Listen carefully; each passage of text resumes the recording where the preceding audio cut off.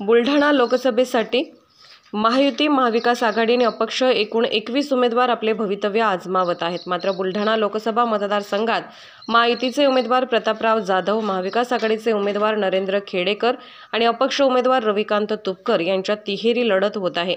सकाळी 7 वाजल्यापासून मतदानाला सुरुवात झाली आहे। रविकांत तुपकर हे पहिल्यांदा निवडणूक लढवत आहेत। रविकांत तुपकर आणि त्यांची पत्नी ॲडव्होकेट शर्वरी तुपकर यांनी आपल्या सावळा या गावी जाऊन मतदानाचा हक्क बजावला आहे। लोकशाहीमध्ये राजा बदलण्याची ताकद ही जनतेमध्ये असते। आयुष्यामधील पहिली निवडणूक मी लढतो आहे आणि जनतेला मला भरभरून पाठिंबा मिळत आहे। जे चिन्ह मला मिळालं त्या चिन्हाचं बटन दाबताना मला आनंद मिळाला। खूप चांगलं वातावरण आहे। चटणी भाकरी खाऊन जनतेने माझा प्रचार केला।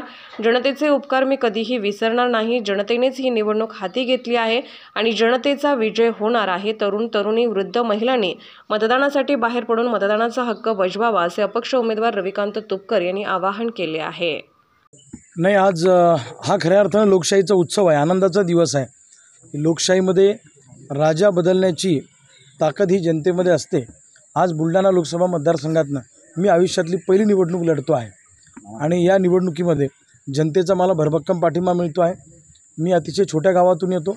माझं गाव 400 मताचं गाव आहे, अतिशय छोटं गाव आहे, डोंगराच्या काठाशी वसलेलं गाव आहे। एवढ्या छोट्याशा गावातला मी एका सामान्य शेतकऱ्याचा पोरगा आज बुलढाणा लोकसभेच्या मैदानामध्ये उतरलेलो आहे आणि जनतेचा भरभक्कम पाठिंबा मला त्या ठिकाणी मिळतो आहे।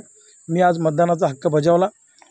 जे चिन्ह मला मिळालं त्या चिन्हासमोर बटन दाबताना मला प्रचंड आनंद झाला, माझा ऊर भरून आला की ज्या चिन्हाचा प्रचार आम्ही गावागावात केला ते चिन्ह त्या ठिकाणी दाबून आज मी स्वतःला मतदान केलं आणि खूप चांगलं वातावरण आहे। जनतेचा प्रचंड पाठिंबा आहे।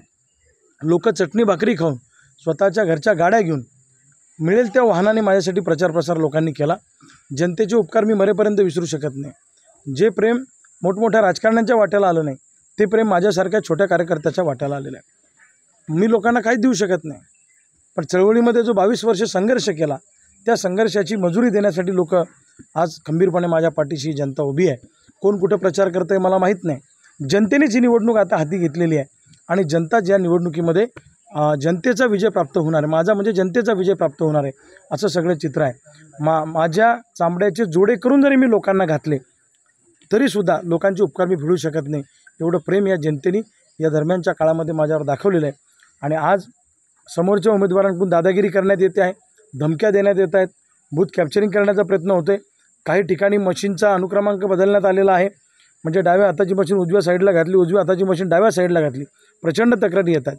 मी निवडणूक निर्णय अधिकाऱ्यांशी बोललो, अजूनपर्यंत त्यावर काही मार्ग निघाला नाही, परंतु जेवढी बदनामी आमची करता येईल, जेवढं लोकांना संभ्रम निर्माण करता येईल हा प्रयत्न विरोधी उमेदवारांकडून होतो आहे। त्यांनी किती जरी डाव आखले, किती जरी कारवाया केल्या तरी त्याचा आम्हाला काही फरक पडणार नाही। लक्षात ठेवा, जनतेने निवडणूक हाती घेतलेली आहे, जनता जिंकणार आहे। सत्य परेशान हो सकता है लेकिन पराजित नाही। युवकांचे हृदयस्थान काय आवाहन करणार आहे? नाही, मी बुलढाणा जिल्ह्यातल्या तमाम युवकांना, महिलांना, तरुणींना आणि सर्वसामान्य नागरिकांना एक असं आवाहन करतो की मतदानाला बाहेर पडा। हा मतदानाचा दिवस म्हणजे हॉलिडे म्हणून साजरा करू नका। जास्तीत जास्त मतदान झालं पाहिजे। आपण मतदानाच्या दिवशी जर बाहेर पडलो नाही तर 5 वर्ष अमुक माणसाने ढमुक केलं आणि टमुक माणसाने टमुक केलं असं म्हणण्याचं मग नैतिक अधिकार आपल्याला उरत नाही। खऱ्या अर्थानं बाबासाहेब आंबेडकरांनी आपल्याला, संविधानाने आपल्याला राजा बदलण्याचा अधिकार आपल्याला दिलेला आहे घटनेमध्ये, त्यामुळे त्याचा पुरेपूर वापर आपण केला पाहिजे आणि सज्जन लोक जोपर्यंत संघटित येत नाही तोपर्यंत दुर्जनांचा पराभव होत नाही।